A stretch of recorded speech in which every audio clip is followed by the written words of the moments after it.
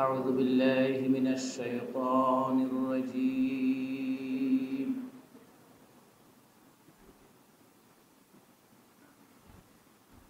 يوم يجمع الله الرسل فيقول ماذا أجبتم قالوا لا علم لنا إنك أنت العلام الغيوب আল্লাহ রাব্বুল আলামিন বলেন, স্মরণ করুন ওই দিনকে যেদিন আল্লাহ সকল রাসূলকে একত্র করবেন এবং জিজ্ঞেস করবেন যে আপনারা কি উত্তর পেয়েছিলেন। তারা বলবেন, এ বিষয়ে আমাদের কোনো জ্ঞানই নেই, আপনি তো গায়েব সম্পর্কে সবচেয়ে ভালো জানেন। আমি সূরা আল মায়েদার একটি আয়াত তেলাওয়াত করেছি এবং এর সরল অনুবাদ পেশ করেছি। আয়াত নাম্বারটি হচ্ছে 109। আমরা এই আয়াতের প্রাসঙ্গিকতায় আখেরাতের জবাবদিহিতা, এটি আমাদের মূল আলোচনার ফোকাস থাকবে। আপনারা আয়াতটির অর্থ দেখে বুঝতে পেরেছেন যে আল্লাহ রাসূলদেরকে জিজ্ঞেস করবেন, মানে জবাবদিহি নেবেন, যে আপনাদেরকে যাদের কাছে প্রেরণ করা হয়েছিল তারা আপনাদের ডাকে, আপনাদের দাওয়াতে, আপনাদের আহ্বানে কি বলেছিল, তারা কি সাড়া দিয়েছিল কি দেয়নি, তারা কি আপনাদের দাওয়াত গ্রহণ করেছিল কি করে। এই আয়াতের প্রাসঙ্গিকতায় আমরা নির্ধারিত বিষয়ের উপরে আরও কিছু কোরআনে কারিমে রাসূলুল্লাহ সাল্লাল্লাহু আলাইহি সাল্লামের হাদিসের আলোকে বিষয়টি আপনাদের সামনে বা আপনাদের সাথে শেয়ার করব অথবা আপনাদের সামনে পেশ করার চেষ্টা করব ইনশাআল্লাহ। আমরা দেখব যে আল্লাহ সুবহানাহু ওয়া তাআলা কিয়ামতের দিন আমরা কেউই তার কৈফিয়ত থেকে এবং জবাবদিহি থেকে আমরা মুক্ত হব না, এবং সব বিষয়েই প্রশ্ন করা হবে, সব বিষয়েই প্রশ্ন করা হবে। আর রাসূলুল্লাহ সাল্লাল্লাহু আলাইহি ওয়াসাল্লাম বলেছেন, যার হিসেব নিকেশ সেদিন নেওয়া হবে, পর্যালোচনা করা হবে, কৈফিয়ত চাওয়া হবে, জবাব চাওয়া হবে, কেন এটা করেছো, কেন এটা করো, তার রেহাই পাওয়ার, মুক্তি পাওয়ার কোনো সুযোগ। সুতরাং সূরা আল মায়েদা, আমরা মায়েদা শব্দের অর্থ জানি, এটা হচ্ছে খাবার পূর্ণ বা খাবার ভর্তি পাত্র। সেই হিসেবে এই সূরাটির নাম নয় 112 নম্বর 116 নম্বর আয়াতে আল মায়েদা শব্দটি আছে। এর নাজিলের প্রেক্ষাপট, তারপরে এর মূল বিষয়বস্তু, এগুলো আমাদের তাফসীরুল কোরআনে আমরা সেখানে গোছালোভাবে পাই। সুতরাং এইটার পিছনে আমরা সময়টা দিচ্ছি। আমরা যদি আখেরাতের কথাটা বলি, আখেরাতের প্রতি বিশ্বাস, এটা ইসলামের মূল না, ঈমানের মূল ভিত্তিসমূহের একটি অন্যতম ভিত্তি। যে সকল বিষয়ের প্রতি ঈমান আনতে হয়, যেগুলো আমরা আরবিতে আরকানুল ঈমান বলি, যেমন রাসূলুল্লাহ সাল্লাল্লাহু আলাইহি সাল্লামের কাছে জিবরিল ফেরেশতা একদিন মানুষের রূপ ধারণ করে সাহাবীদের সামনে তিনি রাসূলের কাছে বসে, এর বিস্তারিত আলোচনা আছে।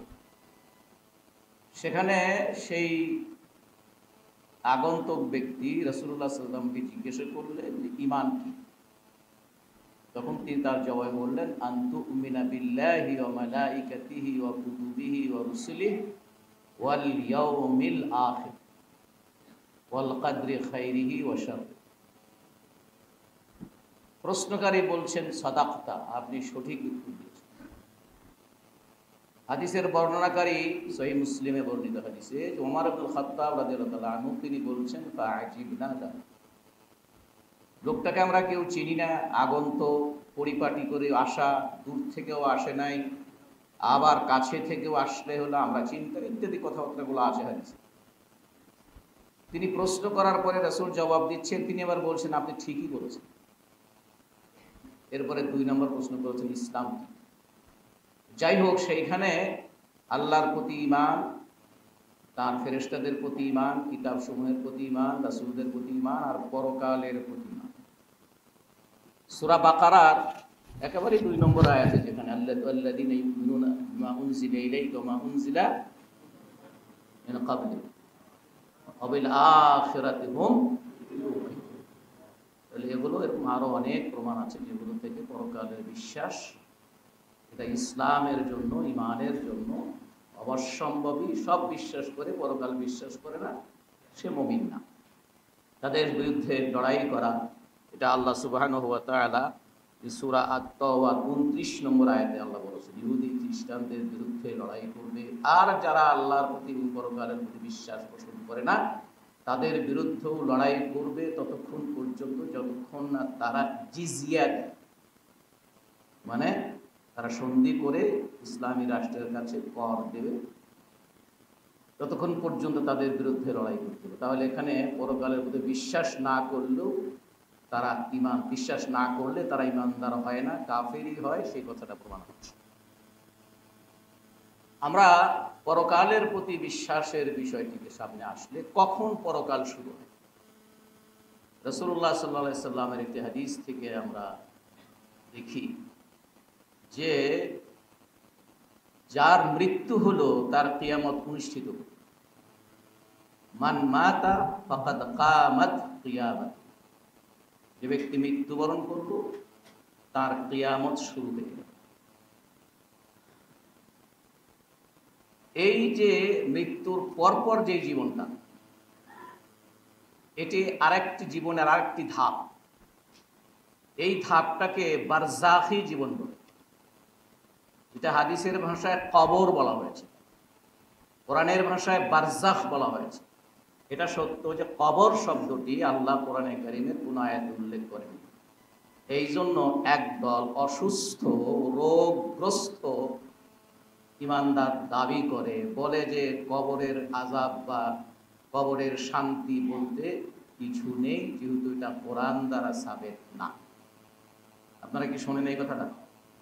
হ্যাঁ, কেউ কেউ বলেন, আমাদের ভাইদের মধ্যে 2-1 আছে। এই জন্য সাবধান ভাই, ঈমান থাকবে না যদি আবেগ দিয়ে কথা বলেন, যদি যুক্তিতে কথা বলেন। আপনার হয়তো সেই জ্ঞানটি নেই যে কোরআনের কোন আয়াতে আল্লাহ এটা বলেছেন। আপনার আয়াত নাম্বারটা জানেন?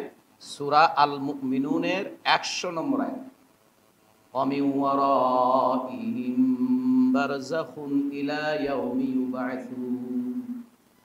ওয়ামিন ওয়ারাইহিম, ওরা মানে আমরা, তাদের পিছনে আরেকটা জীবন আছে, যেই জীবনের নাম হচ্ছে বারযাখ। কতদিন এই বারযাখের জীবনে তারা থাকবে? ইলা ইয়াউমি ইউবআসুন, পুনরুত্থান করার দিনের দিন পর্যন্ত, পুনরুত্থান হওয়া পর্যন্ত তারা এই বারযাখে থাকবে। এর পিছনে মানে আমরা এখন কোন জগতে আছি? দুনিয়ার জীবনে। এই দুনিয়ার জীবনের পিছনে কি আছে? বারযাখী জীবন। কতদিন থাকতে হবে সেখানে? যেদিন পুনরুত্থান করবে আল্লাহ সেই দিন পর্যন্ত, কিয়ামত যেদিন অনুষ্ঠিত হবে, সিংহায় যখন তৃতীয় ফুঁক দেওয়া হবে তখন সব উঠবে। তাহলে কবরের জীবনকে কোরআন বলল না? কি বলেন? ওয়ামিন ওয়ারাইহিম, এই হলো একটা আয়াত। এরকম আরো 2-3টা আয়াত আছে যেখানে কবরের আযাবের কথা বলা হয়েছে। ফিরআউনের বংশধর থেকে সেই আয়াতগুলো, মাখাতিআতিহিম ওগরিকু, এসব আয়াত আছে। সুতরাং এ হলো এক। 2 নম্বর হচ্ছে, কোরআনে যদি আয়াতে নাও থাকে আর রাসূলুল্লাহ সাল্লাল্লাহু আলাইহি সাল্লামের হাদিসে যদি থাকে, আর সেই হাদিসটি যদি সহিহ হাদিস হয়, তাহলে সেটার প্রতিও ঈমান আনা সেটার দ্বারাও ফরজ সাবেত হয়। অসংখ্য বিষয় আছে যেটা আল্লাহ কোরআনে নেই কিন্তু রাসূল বলেছেন, কিয়ামতের সাথে সংশ্লিষ্ট। আপনি কি সেগুলো অবিশ্বাস করলে ঈমান থাকবে? এই জন্য সাবধান। রাসূলুল্লাহ সাল্লাল্লাহু আলাইহি সাল্লাম তিনি বলেছেন, ইন্নাল কবরা আউয়ালু মানজিলিন মিন মানাজিলিল আখিরাহ। কবর হচ্ছে আখেরাতের যতগুলো ধাপ, স্টেশন, মঞ্জিল আছে, তার প্রথমটা হচ্ছে কবর। আপনি কবরই স্বীকার করছেন, আপনি খবরই স্বীকার করছেন না। রাসূল সাল্লাম বলছেন এইখানে, এই প্রথম ধাপে যে ব্যক্তি মুক্তি পাবে, তার পরবর্তী স্টেজগুলো সব তার জন্য সহজ হবে, অতি সহজ হবে। আর যার এইখানে যে আটকা পড়ে যাবে, এইখান থেকে যে মুক্তি পাবে না, পরবর্তী স্টেশনগুলো তার জন্য আরো কঠিন হবে। রাসূলুল্লাহ সাল্লাল্লাহু আলাইহি ওয়াসাল্লাম বলেন, ইন্নাল কবরা আউয়ালু মানজিল মিন মানাজিলিল আখিরাহ ফা ইন নাজা মিনহু ফামা বা'দাহু আইসার ওয়া ইন লাম ইয়ানজু মিনহু ফামা বা'দাহু আশাদ্দু মিন। এটা হাদিসটি তিরমিজিতে আছে, ইবনে মাজাহতে আছে এবং সহিহ হাদিস। এই কবরের জীবনটা, এটাও একটি জীবন। এখান থেকে এখানেও কিছু জবাবদিহিতা আছে, পরকালের জবাবদিহিতা। তাহলে এই কবরেও কিছু জবাবদিহিতা আছে। সেই জবাবদিহিতার জন্য প্রশ্নগুলো কি বলেন? প্রশ্নগুলো কি? এটা আপনারা মিশকাতেও পাবেন, সুনান তিরমিজিতে পাবেন, অন্যান্য হাদিস গ্রন্থ পাবেন, যে কিভাবে মানুষের জান কবজ করা হয়। আল বারা ইবনে আযিব রাদিয়াল্লাহু তাআলা আনহু থেকে বর্ণিত, অনেক লম্বা হাদিস, অনেক দীর্ঘ হাদিস। এই হাদিসটা পড়ে 1.5-2 ঘন্টা অশেষ করা যায়, শুধু হাদিসটা পড়ে তার কথা বলবো। কিভাবে একজন মানুষের, সে ইমানদার হলে কি হয়, মুনাফিক, তারপরে গুনাহগার, কাফের, তাদের জন্য কিরকম কবর ইয়া হয়, এগুলো স্পষ্ট আছে সেখানে। লম্বা হাদিস, আমি সবটুকু বলছি না। যে যখন মাইয়েতকে কবরে রাখা হয়, সে ব্যক্তিকে দুইজন ফেরেশতা আসে, তাকে উঠায় বসায়। ইয়াতিহি মালাকান ফায়ুজলিসানি, দুইজন ফেরেশতা তার কাছে আসে। কোন কোন বর্ণনায় আছে যে লোকেরা তার মাইয়েতকে কবরে রেখে ফিরে যাতে তাদের পায়ের জুতার আওয়াজ তখনও ওই ব্যক্তি শুনতে পায়।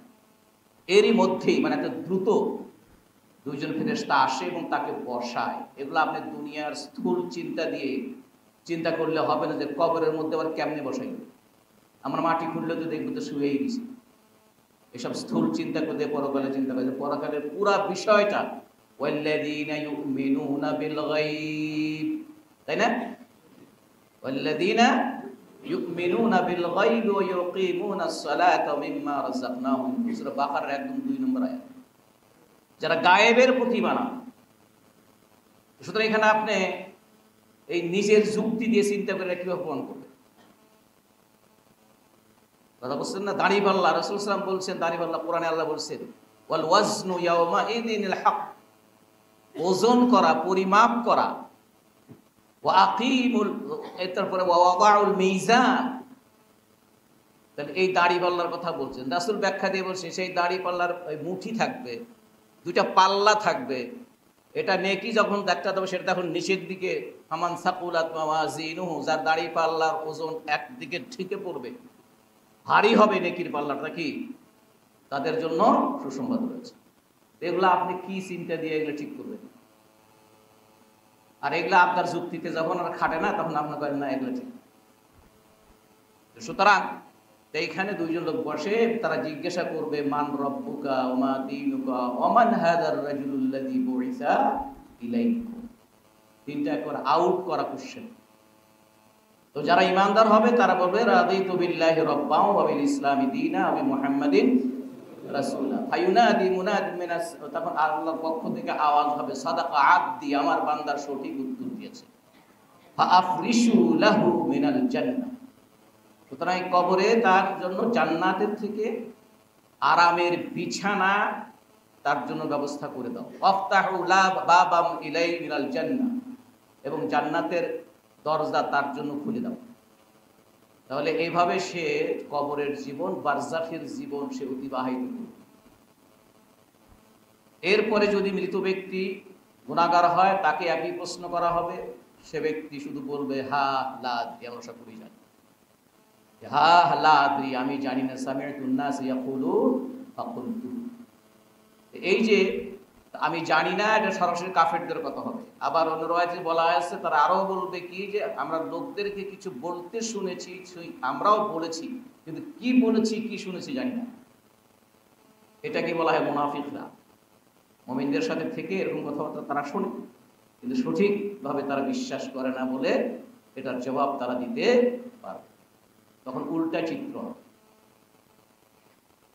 আহ্বানকারী একজন বলবেন যে আমার আল্লাহর পক্ষ থেকে আছে, আল্লাহ বলছেন আমার বান্দা সঠিক উত্তর দেয় নাই, মিথ্যে বলেছেন, কাযাবা আবদি, তার জন্য জাহান্নাম থেকে বিছানার ব্যবস্থা করো, জাহান্নামের দরজা তার জন্য খুলে দাও।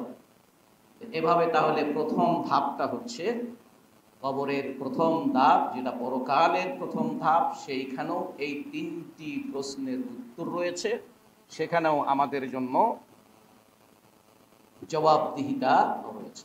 আর এইখানের জবাবদিহিতায় যারা উত্তর দিতে পারবে তাদের জন্য সর্ব জায়গায় সহজ হবে, রাসূল হাদিসে এটা বলেছেন।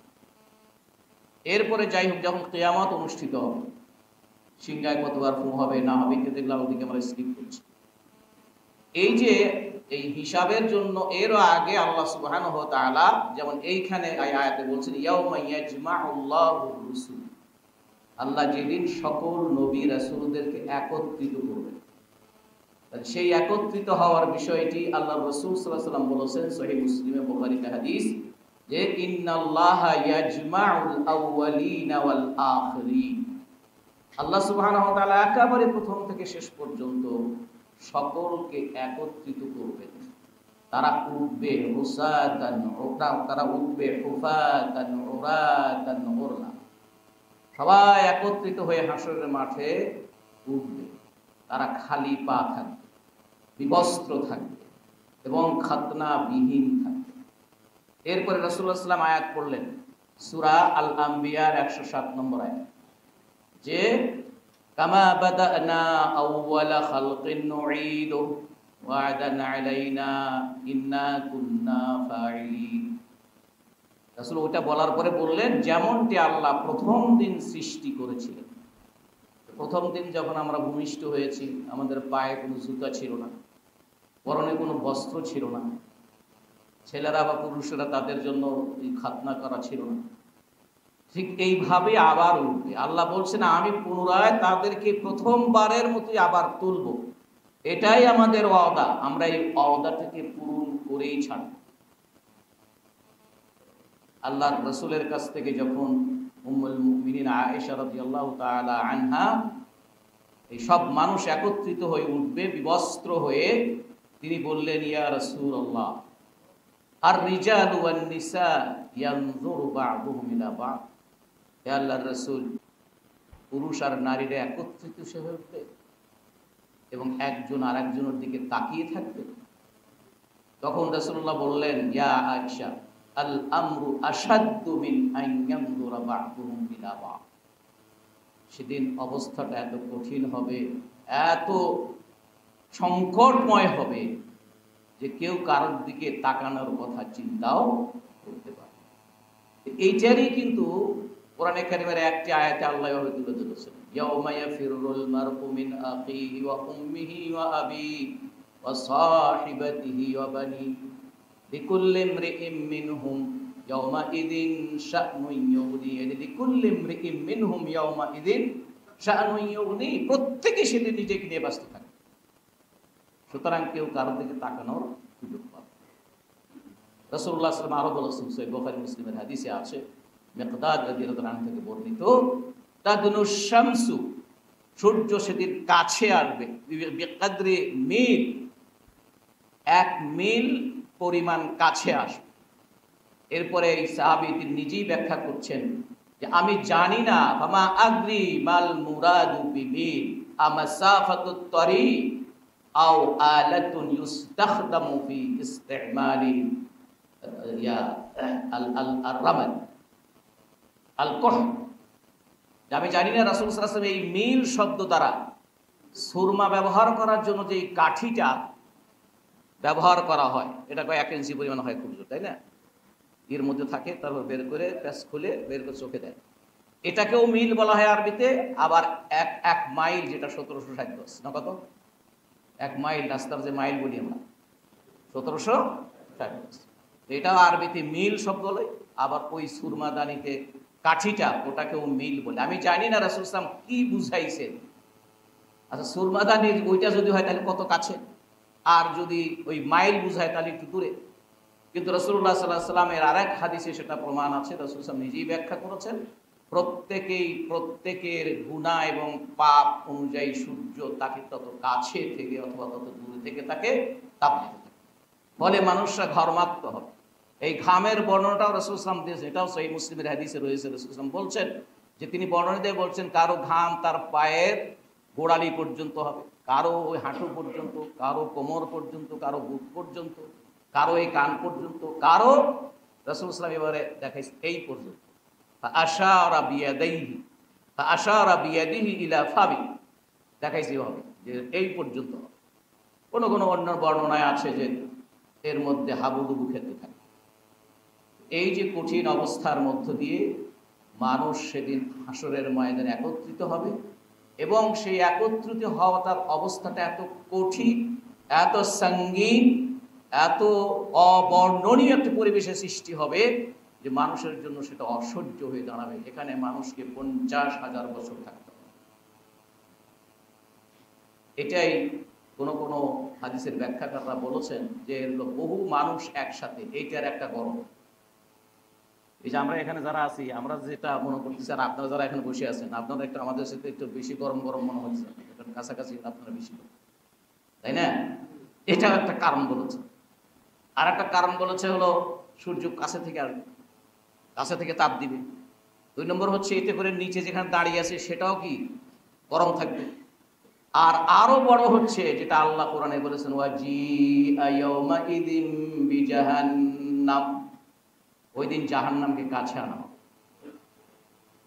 জাহান্নামের বর্ণনা সহিহ মুসলিমের বাবু সিফাতুন নার, সহিহ মুসলিমের বাবু সিফাতুন নার, জাহান্নামের বর্ণনা এই অধ্যায় পড়ে যে প্রত্যেক জাহান্নামের সাথে 70টা লাগাম আছে, না 70,000 লাগাম আছে। এই 70,000 লাগামের প্রত্যেকটি লাগাম ধরে আছে আরো 70,000 ফেরেশতা।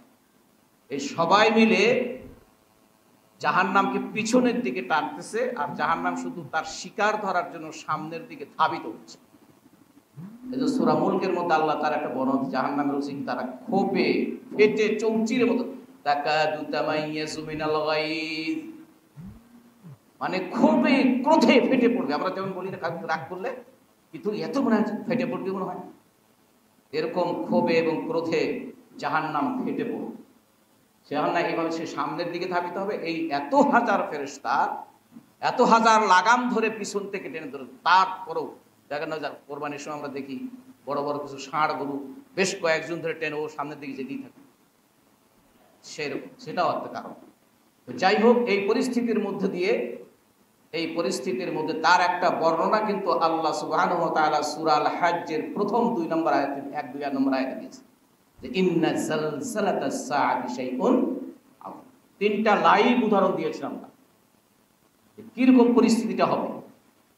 তো সুতরাং সেই অবস্থার মধ্যে দিয়ে অনেক দিন অতিবাহিত হওয়ার পরে মানুষদের মধ্যে মনে হবে তখন যে আমরা এই অবস্থার মধ্যে কেন আছি। আল্লাহর কাছে সুপারিশ করে বিচার করার পরে আল্লাহ আমাদেরকে জান্নাতে দিক অথবা জাহান্নামে দিক, সেটা আল্লাহ ফয়সালা করে দিক, তবু এই অবস্থা থেকে বাঁচি, তবু এই সংকট থেকে বাঁচি। সুতরাং এই ধরনের পরিস্থিতিতেও কিন্তু যেদিন কোনো স্বস্তির কোনো জায়গা থাকবে না, কোনো ছায়া থাকবে না, শুধু তাপ তাপ, রোদ রোদ, সেই সময় 7 শ্রেণীর লোকদেরকে আল্লাহ তার ছায়ায় আশ্রয় দেবে।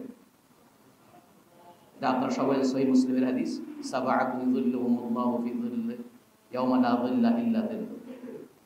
ইমামুন আদিলুন, এটা আলাদা একটা ব্যাখ্যা। ইমামুন আদিল বলতে শুধু কিন্তু শাসকরা না, ইমামুন আদিল বলতে শুধু বিচারক না, ইমামুন আদিল মানে সব মানুষই দায়িত্বশীল।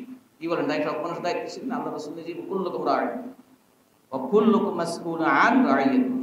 এমনকি একজন ব্যক্তি তার যদি কোনো কিছু না থাকে, ঘর বাড়ি বউ বাচ্চা সংসারে কিচ্ছু নাই, জঙ্গলে পড়ে থাকে, সেই ব্যক্তিও ইমাম তার নিজের নফসের কিসের উপরে? এই নফসকে ঠিক রাখা তার দায়িত্ব, নফসের উপরে জুলুম না করা তার দায়িত্ব।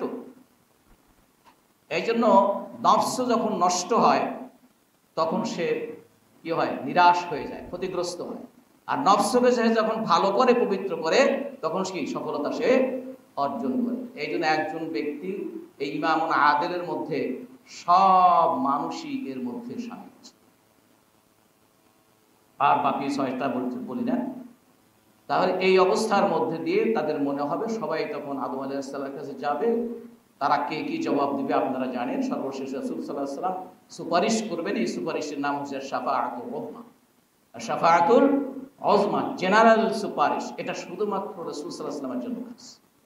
যে এরপরে সেইটাই, এরপরে বিচার অনুষ্ঠিত হবে, সমস্ত মানুষরা আল্লাহর সামনে দাঁড়াবে, যেটা আল্লাহ কোরআনে বলেছেন, আলা ইয়াযুন্নু উলাইকা আন্নাহুম মাবউসুন, যে তারা কি মনে করে না যে তারা আল্লাহর সামনে তারা আবারও পুনরুত্থিত হবে। কদিন ইয়াউমা ইয়াকুমুন নাসু লিরাব্বিল আলামিন, সেদিন সব মানুষই রব্বুল আলামিনের সামনে তাদেরকে দাঁড়াতে হবে। এটা হচ্ছে সূরা আল মুতাফফিফিনের 4 থেকে 6 নম্বর আয়াত। অন্য আরেকটা আয়াতে আল্লাহ বলেছেন, ওয়াকিফুহুম ইন্নাহুম মাসউলুন মা লাকুম লা তানাসুরুন বাল হুমুল ইয়াওমা মুস্তাসলিমুন।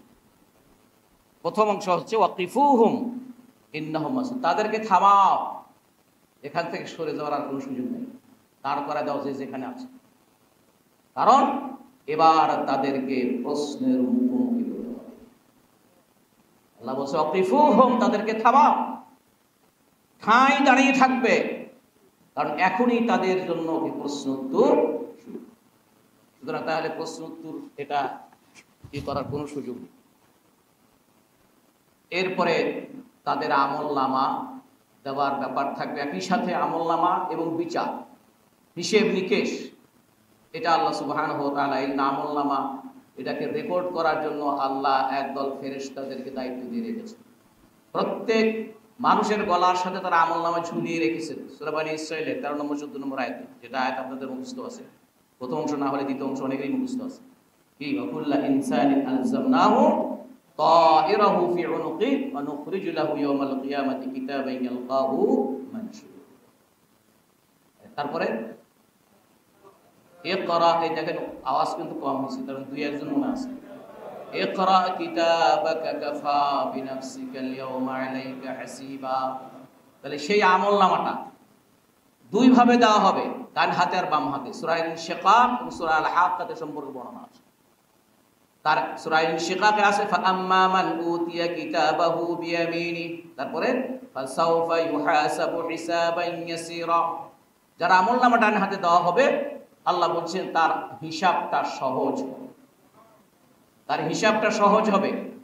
আয়েশা রাদিয়াল্লাহু আনহা বললেন যে হিসাব সহজ হবে, রাসূল সাল্লাল্লাহু আলাইহি ওয়াসাল্লামের কাছে আরো হিসাব নিকাশের কথা শুনে বলে আল্লাহ বলছে না যে তিনি সহজভাবে হিসাব নেবেন। তো সহজভাবে হিসাব মানে কি, প্রশ্ন একটু কম করবে, কৈফিয়ত অত বেশি দেওয়া লাগবে না, কম কম এরকম মনে করছে হিসাব সহজ হবে। রাসূল তখন বললেন যে হিসাব সহজ হওয়ার অর্থ আল্লাহ ওই সকল বান্দাদের কাছ থেকে তাদের আমল নামা আল্লাহর সামনে পেশ হবে, আল্লাহ দেখবেন, কিন্তু তাদেরকে কোনো প্রশ্ন করবে, আল্লাহ দেখবেন যে তাদের ওখানে ভালো কাজও আছে মন্দ কাজও আছে, কিন্তু ভালো কাজের সংখ্যা বেশি থাকার কারণে, মন্দ কাজটা খুব কম থাকার কারণে আল্লাহ যাদেরকে ইহসান করে তাদের সহজ করবেন হিসাবটা, ওই এর অর্থ হচ্ছে তিনি পর্যালোচনা করবেন না। এইটাই রাসূল সাল্লাল্লাহু আলাইহি ওয়াসাল্লাম বলছেন, যেখানে আল্লাহর সামনে শুধু পেশ হবে, আল্লাহ কোনো পর্যালোচনা করবেন না, যার পর্যালোচনা হবে সে নাজাত পাবেন। এই জন্য রাসূল সাল্লাল্লাহু আলাইহি ওয়াসাল্লাম বলেছেন ইন্নামা হিয়াল আর ফামান নুকিশা হালাক। এই হিসাব সহজ হওয়ার অর্থ হচ্ছে যে এর কোনো পর্যালোচনা আল্লাহ করবেন না, কারণ যার পর্যালোচনা করবেন সে ব্যক্তি হালাকার অর্থ হচ্ছে সে ধ্বংসপ্রাপ্ত হবে, সে নাজাত, আযাব থেকে, শাস্তি থেকে রেহাই পাবে। এই জন্য দোয়া করুন, আল্লাহুম্মা হাসিবনি হিসাবাই ইয়াসীরা, আল্লাহুম্মা হাসিবনি হিসাবাই ইয়াসীরা। এই দোয়া আল্লাহর কাছে বেশি বেশি করে করা। আমাদের আমলনামা তো থাকবেই, কিন্তু সেই আমলনামাটা যেন আল্লাহ তার জবাবদিহিতার আওতায় না নিয়ে আসে। তো সুতরাং এই জন্য আমাদের দোয়া করা দরকার। এরপরে আল্লাহ সুবহানাহু ওয়া তাআলা আরেকটি আয়াতে বলেছেন, সূরা নাহলের 93 নম্বর আয়াতে, যে তোমরা যা কিছু করছো অবশ্যই এ সম্পর্কে তোমাদেরকে জবাবদিহি করতে হবে। ওয়ালা তুসআলুন্না আম্মা কুনতুম তা'মালুন। তোমরা যা কিছু করছো এ সম্পর্কে তোমাকে জবাবদিহি করতে হবে। এরপরে আল্লাহ সুবহানাহু ওয়া তাআলা সূরা আল হিজরের 92 এবং 93 আয়াতে আল্লাহ নিজেই রাসূলকে বলছেন, আপনার রবের কসম, আপনার রবের কি কসম, লানাসআলান্নাহুম আজমাইন, তাদের সকলকেই আমি জিজ্ঞাসা করব, জবাবদিহিতার আওতায় আনবো। কোন বিষয়ে? আম্মা কানু ইয়ামালুন, তারা যা করেছে সেই সম্পর্কে। তাহলে তোমার রবের কসম, আপনার রবের কসম, এই আপনার রবের কসম দিয়ে আর একটা আয়াত আছে, বাংলা অর্থটা বলে দেখেন তো, আরবিটা মনে করতে পারেন কিনা। আপনার রবের কসম, কখনোই তারা ইমানদার হতে পারবে না যতক্ষণ না তারা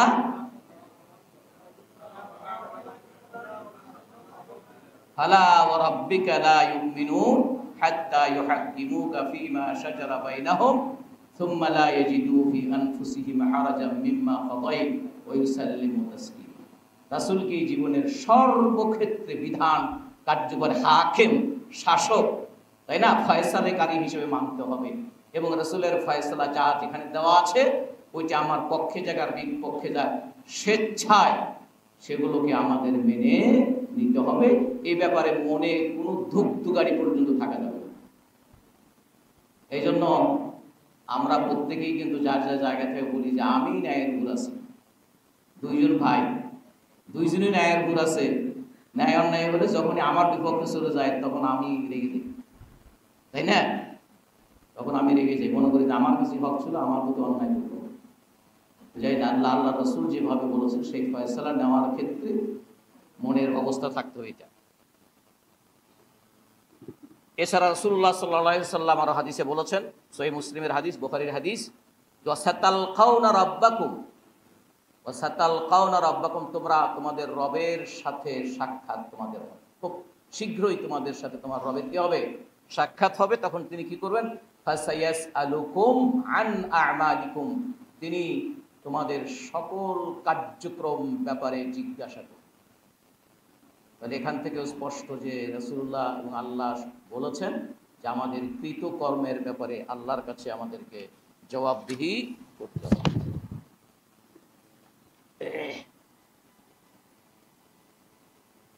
সুতরাং এই জবাবদিহিগুলো হচ্ছে আমভাবে আমাদের কৃতকর্ম সম্পর্কে জিজ্ঞাসিত হতে হবে।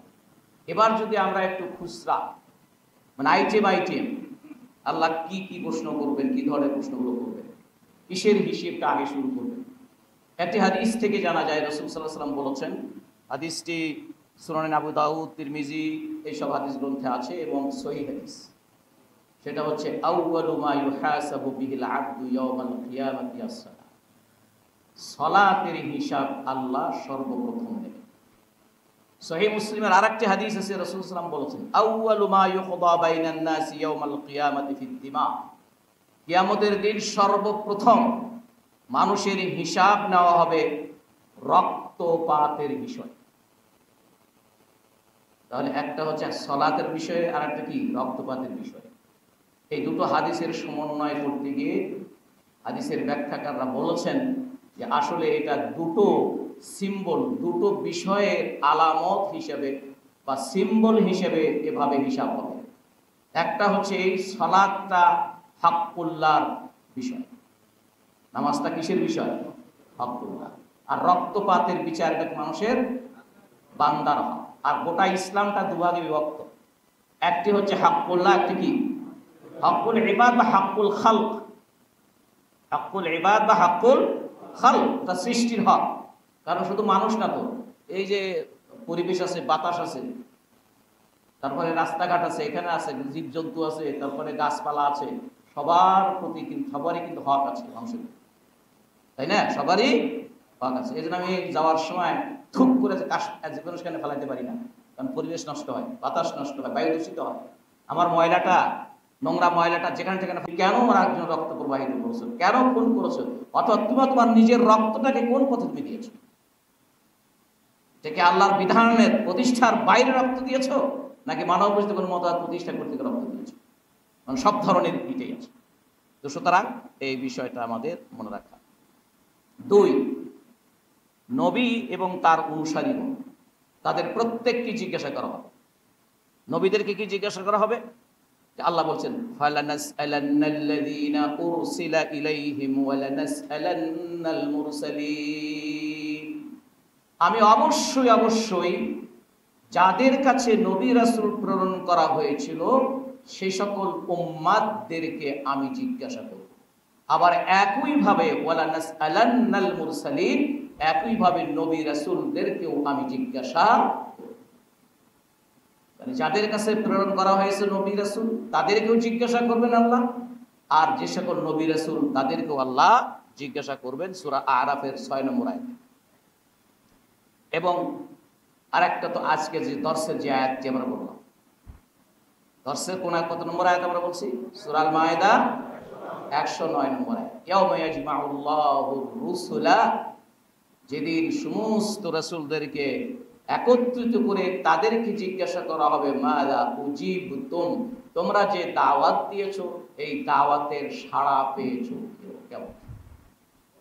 এই যে আপনাদেরকে জিজ্ঞাসা করা যে দাওয়াতি পক্ষ গেল, গণসংযোগ গেল, লোকদের মধ্যে কিরকম সাড়া পেলেন জিজ্ঞাসা করে না? ঠিক এভাবে আল্লাহ রাসূলদেরকে জিজ্ঞাসা করবেন যে তোমরা কি পরিমাণ সাড়া পেয়েছো, যাদের কাছে পাঠাইছিলাম তোমাদের দাওয়াত কিভাবে গ্রহণ করেছে। সেদিন যদি আমরা আল্লাহর কাছে এই জবাবটা দিতে পারি, যেটা সূরা আলে ইমরানে আল্লাহ বলছেন, যে আল্লাহ বলছেন কি, যে হে আল্লাহ রব্বানা রব্বানা ইন্নানা সামি'না মুনাদিয়ান ইউনাদি লিল ঈমানি আন আমিনু বিরাব্বিকুম ফাআমান্না। হে আমাদের রব, আপনি একজন আহ্বানকারী প্রেরণ করেছেন যিনি আমাদেরকে আপনার প্রতি ঈমান আনার দাওয়াত দিয়েছেন, আমরা ঈমান এনেছি। এটা হলো সঠিক উত্তর। কি বলেন? যে নবী রাসূলদেরকে জিজ্ঞাসা করা হবে তোমরা যে দাওয়াত দিলে তারা কিভাবে গ্রহণ করছে। আমরা গ্রহণ করেছি, ঈমান আনছি, অতএব এই যে সৎ কাজকে উসিলা করে আল্লাহর কাছে মাপ চাওয়া, অতএব রব্বানা ফাগফির লানা যুনুবানা ওয়া কাফির আন্না সাইয়্যাতিনা, অতএব আপনি আমাদেরকে ক্ষমা করুন, মাফ করুন। এরপরে আল্লাহ সুবহানাহু ওয়া তাআলা একইভাবে বান্দাদেরকে উম্মাতদেরকে জিজ্ঞাসা করবেন ওয়া ইয়াউমা ইউনাদিহিম ফায়াকুলু মাযা আজাবতুমুল মুরসালিন। উম্মাতকে জিজ্ঞাসা করবে তোমাদের কাছে রাসূল আসলো, সেই রাসূল এসে আহ্বান জানালো, তোমরা কি জবাব দিয়েছো। তাহলে এটাই যদি আমাদের জবাব দিতে পারি যে আল্লাহ একজন আহ্বানকারী দাওয়াত দানকারী আসছে, আমরা তার দাওয়াত কবুল করেছি, তাহলে আলহামদুলিল্লাহ আমাদের উত্তর হল। উত্তরটা আমরা তাহলে আল্লাহর কাছে দিতে পারবো। এরপরে আরো কাফের, মুশরিক, কুফরি, শিরক, মুনাফিকি এগুলো সম্পর্ক জিজ্ঞাসা করবে আল্লাহ। এটা সূরা আন-নাহলের 56 নম্বরে আল্লাহ বলছেন ওয়া জাআলুনা লিমা লা ইয়ালামুনা নাসীবাম মিম্মা রাযাকনাহুম তাল্লাহি, আল্লাহ কসম, তাল্লাহি আল্লাহ কসম, লা তুসআলুন্না আম্মা কুনতুম তাফতারুন, তোমরা যে নিজেদের কল্পনা প্রসূত চিন্তা, মতবাদ, বিশ্বাস তৈরি করে, কল্পনা প্রসূত মতবাদ, বিশ্বাস, আকীদা, এগুলো কৃষ্টি, কালচার, এগুলো তৈরি করে যে তোমরা ব্যবহার করেছো, এগুলোর ব্যাপারে তোমাদেরকে জিজ্ঞাসা হতো। তাদের শিরকি ব্যবস্থা, কুফরি ব্যবস্থা, মুনাফিকি, তারপরে ইসলাম বিদ্বেষী চিন্তা চেতনা, কৃষ্টি কালচার যা আছে, যেগুলো আমরা তৈরি করেছি অথবা অনুসরণ করেছি, সব সম্পর্কে আল্লাহ সেদিন কি জিজ্ঞাসা। এরপরে মানুষরা আল্লাহর ফেরেশতাদেরকে, একদল মানুষ আল্লাহর বিটি বানাইছে, যে ফেরেশতারা হচ্ছে কি আল্লাহর কন্যা, এর সম্পর্কে আল্লাহ জিজ্ঞাসা করবে। সূরা আয-যুখরুফের 19 নম্বর আয়াতে আল্লাহ বলেছেন ওয়া জাআলুল মালাইকাতাল্লাযীনা হুম ইবাদুর রহমান ইনাতা, ফেরেশতারা হচ্ছে আল্লাহর বান্দা, অথচ এরা একদল লোক সেই ফেরেশতাদেরকে আল্লাহর কন্যা সন্তান স্থাপন করেছে। তারপর বলেছে আশহাদু খালকাহুম সাতুকতাবু শাহাদাতুহুম ওয়া ইউসআলুন, তোমরা এই সাক্ষ্য দিচ্ছ, তোমাদের সাক্ষ্যটা মনে রেখো, আমি লিখে রাখলাম, তোমাদেরকে অবশ্যই এর জবাব দিতে হবে। এটা প্রমাণ করতে হবে কিভাবে ফেরেশতারা তো আল্লাহর কন্যা সন্তান, আমি লিখে রাখলাম, তার জবাব তোমাদেরকে দিতে হবে যে কিভাবে এরা আমার কন্যা সন্তান। এরপরে কোরআন সম্পর্কে আল্লাহ জিজ্ঞাসা করতেন, কোরআন, এই কোরআনকে আল্লাহ জিকির বলেছেন না, ইন্না নাহনু নাযালনা যিকরা ওয়া ইন্না লাহু লাহাফিজুন। সূরা আয-যুখরুফের 44 নম্বর আয়াতে আল্লাহ বলেছেন, ওয়া ইন্নাহু লাযিকরুল লাকা ওয়া লিকাওমিক ওয়া সাওফা তুসআলুন। হে রাসূল, এই কোরআনকে আপনার জন্য এবং আপনার কওমের জন্য আমি স্মারক হিসেবে দিয়েছি, স্মরণিকা হিসেবে দিয়েছি। অথবা এর তাফসীরে বলছে আপনার সম্মানের সোপান, সিঁড়ি হিসেবে দিয়েছি আমি। কারণ কোরআনের মাধ্যমেই আপনি আপনার মুর্শিদরা সম্মানিত হবেন, প্রভাব সৃষ্টিকারী হবেন, নেতৃত্ব দিবেন, প্রভাবক হবেন। এর জন্য মাধ্যম বানিয়ে দিয়েছেন কোরআনকে। এই কোরআন সম্পর্কে আপনাদেরকে জিজ্ঞাসা করা। এই জন্য আল্লাহ রাসূল বলছেন, সহিহ মুসলিমের হাদিস, ওমর ইবনে খাত্তাব বলছেন, ইন্নাল্লাহ ইয়ারফাউ কওমান বিহাদাল কোরআন। নিঃসন্দেহে আল্লাহ সুবহানাহু ওয়া তাআলা কোন একটি জাতিকে এই কোরআনের কারণেই তাদেরকে উন্নতির চরম শিখরে নিয়ে পৌঁছান, ওয়া ইয়াদাউ বি আখিরিন, আর এই কোরআনের কারণেই তাদেরকে অধঃপতনে নিয়ে যায়। তাহলে কোরআন হচ্ছে মুসলিম জাতির সম্মান, প্রভাব, প্রতিপত্তি, উন্নতি, অগ্রগতি, সমৃদ্ধি একমাত্র অবলম্বনের মাধ্যম। আবার এই কোরআনের কারণেই মুসলিমদেরকে অধঃপতনের অতল গহ্বরে তাদের হারিয়ে যেতে হয়, যা আজকের বিশ্বের কোটি কোটি মুসলিমরা থাকা সত্ত্বেও এই দ্বিতীয় অংশের বাস্তব নমুনা হয়ে আছে, যেটা আল্লাহ সুবহানাহু ওয়া তাআলা বলেছেন, ফামা আফাতুমিনুনা বিবাদিল কিতাবি ওয়া তাকফুরুনা বিবাদ ফামা জাযাউ মান ইয়াফআলু যালিকা মিনকুম ইল্লা খিজয়ুন ফিল হায়াতিদ দুনিয়া। এই দুনিয়ার লাঞ্ছনাময় জীবনই আজকে মুসলমানদের প্রাপ্তি। ঠিক না বেঠিক না? কারণ কোরআনের কিছু অংশ মানে আর কিছু অংশ মানে। তাহলে এই কোরআন হচ্ছে তোমাদের জন্য মর্যাদার। এই জন্য ওমর ইবনে খাত্তাব রাদিয়াল্লাহু তাআলা আনহু তিনি বলছেন, যখন তিনি সিরিয়াতে গেলেন, সেখানকার গভর্নর সাদ বিন আবি ওয়াক্কাস, যিনি 10 জনের একজন ছিলেন, জান্নাতের সুসংবাদ পেয়েছিলেন। ওমর তার সাদা সিধে চাল চলন দেখে ওনার কাছে একটু খারাপ লাগছে। উনি আমিরুল মুমিনিন, একেবারে সাদা মাটা হয়ে গেছে, জুতা একটা নদী পার হয়েছে, পানি পার হয়েছে, জুতাটা কাঁধের মধ্যে নিয়ে, জুতাটা কবল দাবা করে নিয়ে রাস্তা পার হয়েছে, নিজে কাপড় ধরে, আবার ওখানে ভৃত্যকে মুঠের উপর চড়ায় ওখানে নামছে। এসব দেখে বললেন, আমিরুল মুমিনিন, এখনই এই কিসরা এদের সব রাজা, বাদশাহ, গভর্নর, বড় বড় লোকরা আপনার সঙ্গে দেখা করতে আসবে। মানে এই পর্যন্ত বলছি। তার অর্থ হলো যে আপনি এরকম দেখলে তারা তো আন্ডার এস্টিমেট করবে। ওমর রাদিয়াল্লাহু বুঝতে পারছেন, তিনি বলছেন, সাদ, তুমি ছাড়া যদি অন্য কেউ এ কথা বলতো, আমার এই হাতের লাঠি দিয়ে তাকে আঘাত করতাম। তুমি কি ভুলে গেছো আমরা উট ছাগলের রাখাল ছিলাম, আমাদের কোনো সম্মান ছিল না। এই ইসলামের কারণে আল্লাহ আমাদেরকে সম্মানিত করেছেন। সুতরাং যতদিন আমরা ইসলামের উপর অবিচল থাকবো, আমরা সম্মানিত হব, পৃথিবীর কেউ আমাদেরকে সম্মান করার সাহস পাবে। আর যখন আমরা এটা ছেড়ে দিব, তখন আমরা আমাদের সম্মানকে ধরে রাখতে পারব। সুতরাং কোরআন হচ্ছে মুসলিম জাতির উন্নতি, সমান সম্মান, মর্যাদা, প্রভাব, এগুলোর একমাত্র মাধ্যম হচ্ছে। এই সম্পর্কে জিজ্ঞাসা করা। রাসূলুল্লাহ সাল্লাল্লাহু আলাইহি ওয়াসাল্লাম বলছেন সাহাবীদেরকে বিদায় হজ্জের ভাষণে, যে তোমাদেরকে আমার সম্পর্কে আল্লাহ কিয়ামতে জিজ্ঞাসা করবে, ওয়া আনতুম তুসআলুনা আন্নী, তোমাদেরকে জিজ্ঞাসা করা হবে আমার সম্পর্কে। ফামা আনতুম কাইলুন, তোমরা তখন কি জবাব দেবে? তখন সাহাবারা বলছেন, বিদায় হজ্জের ভাষণে বলছেন যে, নাশহাদু আন্নাকা কাদ বাল্লাগ ওয়া আদ্দাইতু ওয়া নাসাহ, আমরা সেদিন সাক্ষ্য দিয়ে আল্লাহর কাছে বলবো যে আল্লাহ, আপনি যাকে পাঠিয়েছিলেন তিনি তার দায়িত্ব পালন করেছেন, তিনি আদায় করে দিয়েছেন, আমাদেরকে কল্যাণের সমস্ত কথাগুলো তিনি আমাদেরকে শুনাইয়েছেন। এই জন্য রাসূলুল্লাহ সাল্লাল্লাহু আলাইহি ওয়াসাল্লাম বলেছেন হাদিসে যে আমার উম্মতকে জান্নাতে নেয় এমন প্রত্যেকটি কথা এবং কাজ তাদেরকে আমি বলে দিয়েছি। আবার কোন কাজ তাদেরকে জাহান্নামে নেয় সে সম্পর্ক আমি সাবধান করেছি। সুতরাং জান্নাতে যাওয়ার জন্য কোনো ইবাদত তৈরি করার কোনো সুযোগ আর নাই। কথা বুঝছেন? আল্লাহ রাসূল সব বলে দিয়ে গেছেন। আমাদের উপরে দায়িত্ব হচ্ছে শুধুমাত্র যথাযথভাবে সেটা অনুকরণ এবং অনুসরণ করা। এছাড়া অধীনস্থদের সম্পর্কে জিজ্ঞাসা করবে, যেটা সহিহ মুসলিমের ওই প্রসিদ্ধ হাদিস, যে কুল্লুকুম রাঈন ওয়া কুল্লুকুম মাসউলান আন রাইয়াতিহি। আর একটা প্রশ্ন কি হবে, যে আমরা যারা যা আছি তাদের অধীনস্থ যা আছে, আমার সম্পদ, আমার স্বাস্থ্য, আমার সুস্বাস্থ্য, আমার মেধা, আমার জ্ঞান, আমার টাকা পয়সা, আমার অধীনস্থ ছেলে মেয়ে, আমার অধীনস্থ কর্মচারী এবং যে ছেলেমেয়ে যা আছে, সব কিছু সম্পর্কে আল্লাহ জিজ্ঞাসা করেন। এটার দলিলটা আপনারাই জানেন, সেটা কুল্লুকুম রাইন ওয়া কুল্লুকুম মাসউলুন আন রাইয়াতিহি।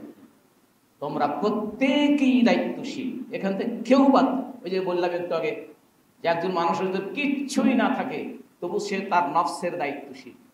এই জন্য আল্লাহ বলছেন যারা তোমাদের এই নফসকে যারা পবিত্র করতে পারলো তারাই সফলকাম হলো। কাদ আফলাহা মান যাক্কাহা, যাক্কা তাজকিয়া থেকে ভাবে তাফঈলের মাসদার আপনারা জানেন যে তাফঈল হচ্ছে কি, যে ব্যক্তি তার আত্মাকে পবিত্র করলো।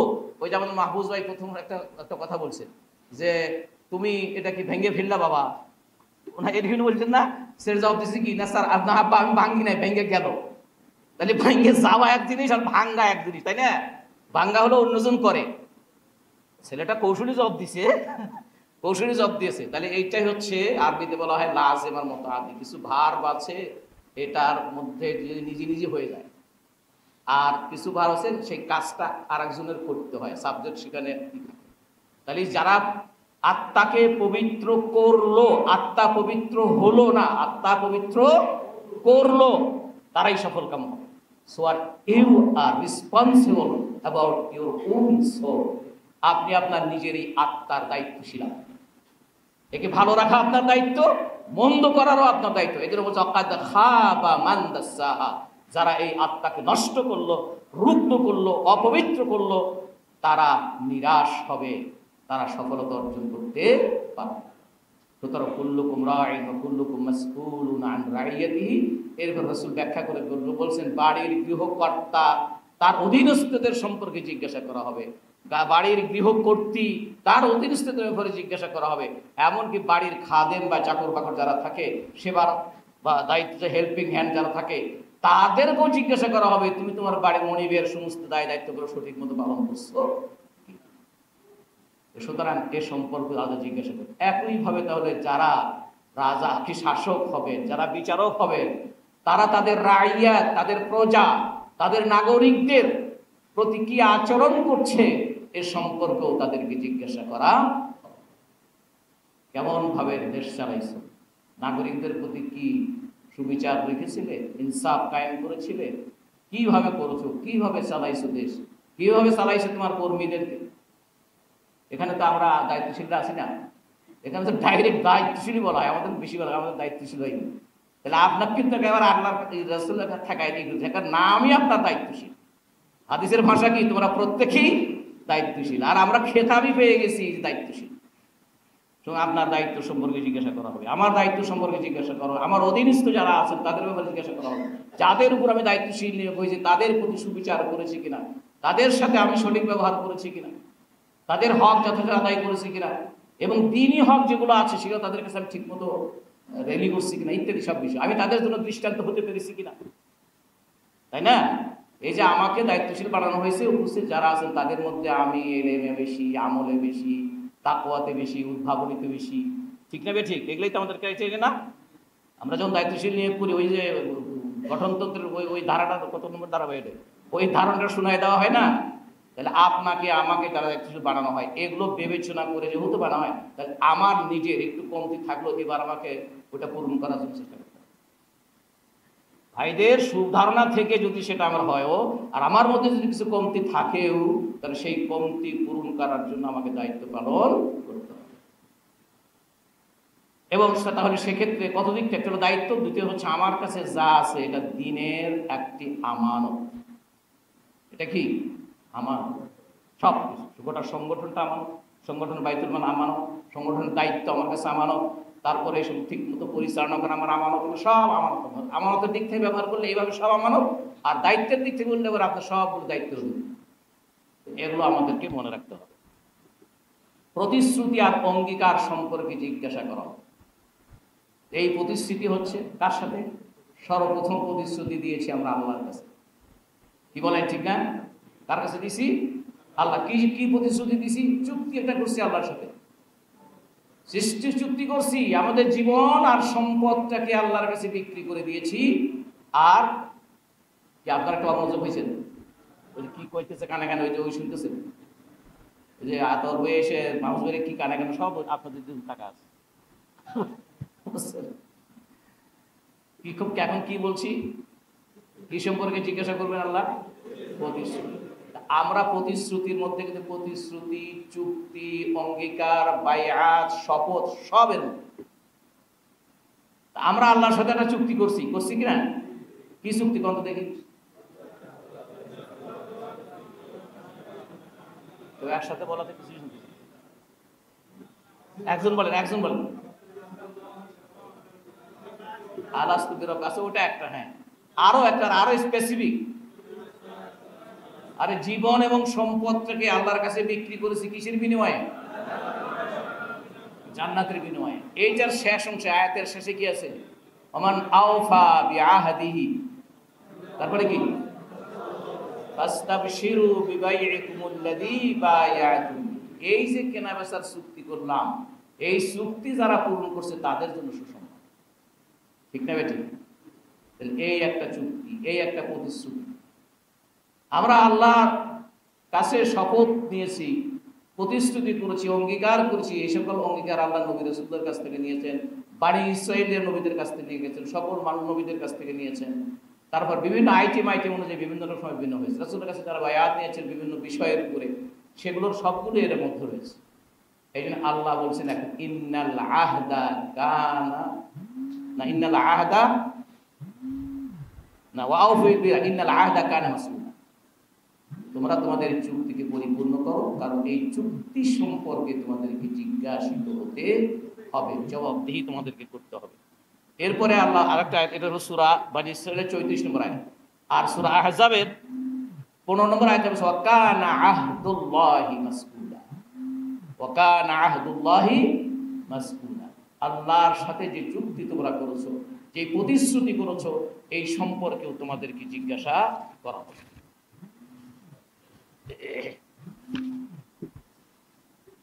এরপরে আরেকটা হচ্ছে আল্লাহর নিয়ামত সম্পর্কে তোমাদেরকে জিজ্ঞাসা করতে হবে। সুম্মা লাতুসআলুন্না ইয়াওমাইদিন আনিল্লাহ। এই নাইম মানে কি? আল্লাহর নিয়ামত কি শেষ আছে? ওয়া ইন তাউদ্দু নি'মাতাল্লাহি লা তুহসুহা। তোমরা আল্লাহর নিয়ামতগুলো কোনো সময় গুনে গুনে শেষ করতে পারবে না। আপনার শরীরের মধ্যে, আমাদের বডির মধ্যে দিকে তাকান না, আপনার কত নিয়ামত আল্লাহ আপনাকে আমাকে দিয়ে রেখেছেন। এই যে আল্লাহ আফালা অফি আনফুসিকুম আফালা তুবসিরুন। তোমার নিজেদের দিকে তাকায় দেখো না, আমার কত অনুগ্রহ তোমার প্রতি আছে। এই জন্য আল্লাহ আর আয়াতে কি বলছে? ইয়া আইয়ুহাল ইনসানু মা গাররাকা বিরাব্বিকাল কারীম الذي خلقك فسواك فعدلك في أي سورة ما شاء ركب। হে মানুষ, তোমার দয়াময় অনুগ্রহশীল রবের ব্যাপারে তোমাকে কে ধোকায় ফেলে রেখেছে, অথচ তিনি তোমাকে সৃষ্টি করেছেন। আল্লাহ তো আমাদেরকে অন্য কোনো কিছু করে সৃষ্টি করতে, আমরা মানুষ হিসেবে সৃষ্টি করার জন্য আল্লাহর কাছে কোনো আবেদন করছিলাম? এটা আল্লাহ দিয়ে খাল্লা ফাঁকা, তারপরে ফাসাওয়াকা সুঠাম দেহে, আদালাকা ভারসাম্যপূর্ণ, ওজন একটু কম বেশি যাই হোক না কেন, যত ওজনেরই ব্যক্তি আপনি হন, হাঁটার সময় আপনি এক সাইড কাইট হয়ে পড়ে যান না, পড়ে যান। আদালাকা আপনাকে ভারসাম্যপূর্ণ করেছেন, আপনি হাঁটার সময় পড়ে যান না, একদিকে কাইট হয়ে পড়ে যান না। এই জন্য আল্লাহ পৃথিবীটাকে সময় রাখার জন্য, ভারসাম্যপূর্ণ রাখার জন্য পাহাড় দিয়ে পেরেক লাগিয়ে দিয়েছেন, যাতে করে তোমাদেরকে নিয়ে, কোরআন আল্লাহ বলছে সূরা রাদে, যাতে করে দুনিয়ার একদিকে তোমরা যে গেলে যাতে করে নৌকার মতো আর একদিকে উল্টে না যায়। এগুলা সবই আল্লাহর কি অনুগ্রহ। এই চোখটা দিয়েছে আল্লাহ কত সুন্দর অনুগ্রহ, হাত আল্লাহর অনুগ্রহ, একই সাথে এগুলো আল্লাহর অনুগ্রহ, একই সাথে এগুলো আল্লাহর পক্ষ থেকে আমাদের কাছে আমানত। এগুলো কি আমানত? এই হাতটা আল্লাহর আমানত, ইচ্ছা করলে হাতটা কেটে ফেলে দিতে পারি না। এই চোখটা আমার কাছে আমানত, ইচ্ছা করলে চোখটাকে আমি টান দিয়ে খুঁজে, আমার প্রেমিকা দেখতে পারবে না যেই চোখ, সেই চোখ আমি রাখবো না, খুঁজতে ফেলাই দিই। ওই নবেল নাটকের জন্য বলে আর এই জন্য এত হচ্ছে না, এগুলো আল্লাহর আমানত। এই জন্য এই সকল নিয়ামত সম্পর্কে আল্লাহ জিজ্ঞাসা করি। তাহলে এর মধ্যে সব কিছু আছে, আমার বাড়ি গাড়ি যা কিছু আল্লাহ আমাকে দিয়েছেন।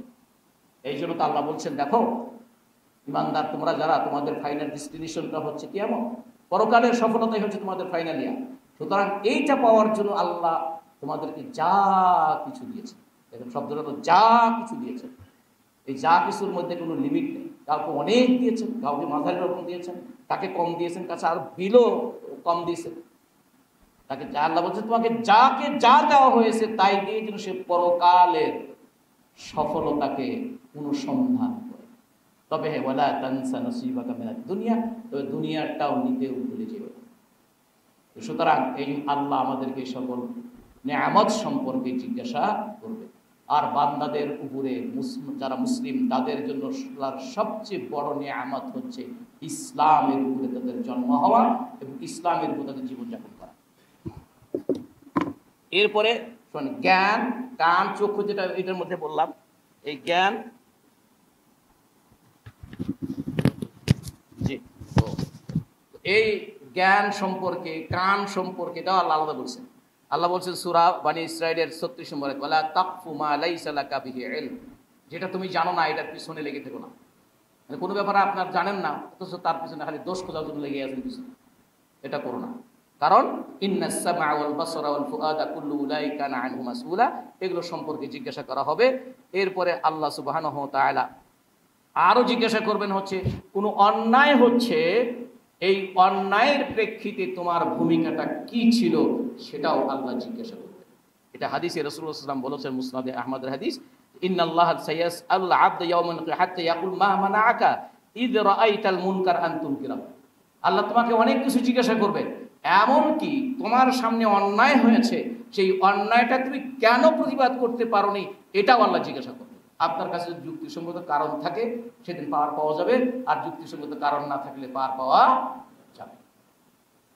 এরপরে আর একটা প্রসিদ্ধ হাদিস, এটা সবশেষেই নিয়ে আসছি এই জন্য যে সেটা হচ্ছে 5টি প্রশ্নের উত্তর না দিলে এক চুল পর্যন্ত নড়বে না বান্দার পা।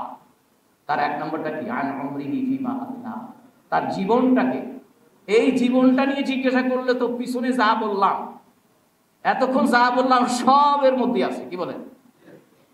জীবনটা তুমি কোনভাবে কাটিয়েছো, এই প্রশ্নের উত্তরের মধ্যে আমার পুরা জীবন, লাইফ হিস্টোরি সেখানে রয়ে গেছে। এরপরে হচ্ছে 2 নম্বর হচ্ছে ওয়ান শাবাবিহি, জীবনের একটা উল্লেখযোগ্য একটি সময়, সেটা হচ্ছে যৌবনকাল। এই যৌবনকালটা হচ্ছে মানুষের এমনকি যে এই সময়টিতেই মানুষ পৃথিবীকে ভাঙতে পারে, আবার গড়তে পারে। এই জন্য আপনি দেখুন, লক্ষ্য করি যে রাসূলুল্লাহ সাল্লাল্লাহু আলাইহি সাল্লামকে আল্লাহ যে দায়িত্ব দিয়েছেন দিনকে বিজয়ী করার জন্য, সেই দিন বিজয়ী করার জন্য রাসূলের কর্মী হিসেবে, সাথী হিসেবে যাদেরকে বাছাই করেছিলেন, এটাও আল্লাহর বিশেষ অনুগ্রহ যে এদের অধিকাংশ, আপনি যদি পার্সেন্টেন্সে বলেন তাহলে 95%-এর চাইতেও বেশি তাদের সকল সাহাবীদের বয়স ছিল এই যুবকদের মধ্যে, 10 থেকে নিয়ে 45 বা আন্ডার 50 এই বয়সের মধ্যে। সুতরাং এই জন্য আল্লাহ তাদেরকে বলছে রিজাল মিনাল মুমিনিনা রিজালুন সাদাকু মা আহাদুল্লাহ আলাইহি আমিনহুম মান কাদা নাহবাহু ওয়া মিনহুম মান ইয়ান্তাযির। তাদের সম্পর্কে আল্লাহ বলছেন একদল যুবক, একদল মানুষ যারা আল্লাহর সাথে কৃত চুক্তিকে সত্যে পরিণত করেছে। তারা কেউ অলরেডি তারা আল্লাহর কাছে চলে গেছে, আর একটা পাইপ লাইনে আছে, তাদের সাথে একই ধারায় মিলিত হবে। সুতরাং যে আন্দোলনের পাইপ লাইনে আপনারা আছেন, এই আন্দোলনের ভাইরা অলরেডি আল্লাহর সাথে মিলিত হয়েছেন, আর বাকি যারা আমরা জীবিত আছি সেই পাইপ লাইনে আছি। সুতরাং সেই পাইপ লাইনের জন্য আমরা ঠিক মতো থাকতে পারি, আল্লাহর এই প্রত্যয়ন যেন আমাদের জন্য সত্যে পরিণত হয় যে আল্লাহর সাথে কৃত চুক্তিকে তারা সত্যে পরিণত করেছে। আমা বাদদালু তাবদীলা, কোন অবস্থায় তাদের এই চুক্তি ভঙ্গ করা, এই চুক্তির উপর থেকে সরে আসার কোনো পরিবর্তন তারা কখনো পরিবর্তন তারা করেনি, তাদের সিদ্ধান্তের তারা অটল ছিল। সুতরাং এই হচ্ছে যৌবনকাল। এই জন্য যৌবনকাল সম্পর্কে আল্লাহ কোরআনে কারীমের মধ্যে ইন্নাহুম ফিতয়াতুন আমানু বিরাব্বিহিম সূরা আল কাহফে যুবকদের প্রশংসা করেছেন। রাসূলুল্লাহ সাল্লাল্লাহু আলাইহি ওয়াসাল্লাম যুবকদেরকে সম্বোধন করে অনেকগুলো কথা বলেছেন। সুতরাং এই জীবন সম্পর্কে জিজ্ঞাসা করা হবে। আরেকটি হচ্ছে মিন আইনা ইকতাসাবতাহু ওয়া ফীমা আনফাকতাহু, কিভাবে তুমি সম্পদ উপার্জন করেছো আর কিভাবে তুমি তা ব্যয় করেছো।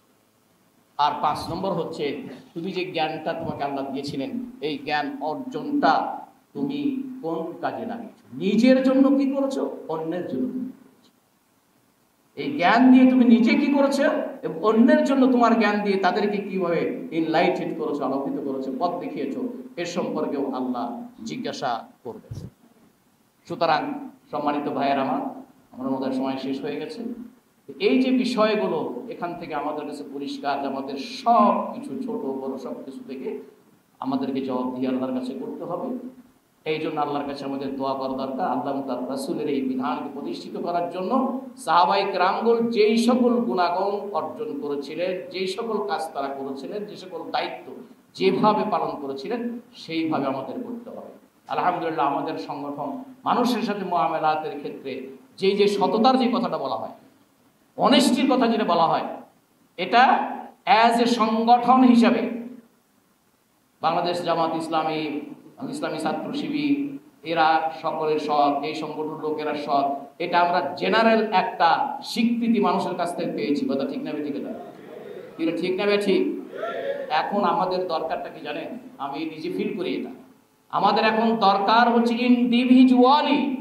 ইন্ডিভিজুয়ালি আমাদেরকে এই সততার আর এই অনিষ্টির প্রমাণ সমাজের মানুষদের সামনে রাখতে হবে, যাদের সাথে আমরা প্রতিনিয়ত ওঠা বসা করি, লেনদেন করি, চলাফেরা করি, কথাবার্তা বলি, তাদের মাঝে যেন আমরা নিজেদেরকে ব্যক্তিগতভাবে যেন আমি সৎ হিসেবে প্রতিষ্ঠিত হতে পারি। দলীয়ভাবে না, জামাতের লোকেরা সৎ এভাবে না, জামাতের ওই লোক সৎ, ওই লোক সৎ, ওই লোক সৎ, ওই লোক সৎ, এরকম নামে নামে যেন এই সার্টিফিকেট আমরা অর্জন করি। কারণ আমরা যে ত্রুটি বিচ্যুত যদি করি, আমরা ত্রুটি বিচ্যুত আমি আল্লাহর সাথে গোপনে করলে তো সেটা আল্লাহ মাফ করে দিবেন, কিন্তু যখন আমি আর একজনের সাথে করবো, সংগঠনকে গোপন করছি, কিন্তু আর আড়ালে যাদের সাথে করছি তারা তো দেখতেছে আমি কি করতেছি। কি বলেন? কথা ঠিক না ঠিক? এই জন্য এই জায়গাতে ভাই আমাদের দিতেই হবে, না হলে সংগঠনের সাথে আমরা গাদ্দারি বেঈমানের খাতায় আমাদের না। কারণ আমার কারণে, আমার ত্রুটির কারণে, আমার এই ধরনের ডিসঅনেস্টির কারণে, আমার এই অসততার দুই একটি স্বাক্ষর থাকার কারণে গোটা সংগঠন, গোটা পবিত্র আন্দোলন প্রশ্নবিদ্ধ হবে। এই জন্য আপনাকে আমাকে আল্লাহর কাছে জবাবদিহি করতে হবে। এই কথাটা কি আপনারা কষ্ট পেলেন? কাউকে বলছি না, আমাদের প্রত্যেককে, আমিও এর মধ্যে ভুল আছি। আল্লাহ আমাদের সকলকে এই কথাগুলো বোঝার তৌফিক দান করুন, আখিরাতের জবাবদিহির জন্য সর্বাত্মক প্রস্তুতি গ্রহণ করার তৌফিক দান করুন। এর জন্য আল্লাহর দ্বীনকে এই জমিনে কায়েম করার জন্য সততা, নিষ্ঠা, ইখলাস, ত্যাগ এবং কোরবানি এটার উজ্জ্বল দৃষ্টান্ত হওয়া এবং অন্যদের জন্য যাতে আমরা হতে পারি, এই অ্যাকসেপ্টেন্স নিয়ে যেন আমরা আল্লাহর কাছে যেতে পারি, আল্লাহর কাছে সেই তৌফিক কামনা করে ঢাকা মহানগরীকে ধন্যবাদ দিয়ে শেষ করছি। ওয়া আখিরু দাওয়ানা আলহামদুলিল্লাহি রাব্বিল আলামিন। আসসালামু আলাইকুম ওয়া রাহমাতুল্লাহি ওয়া বারাকাতুহু।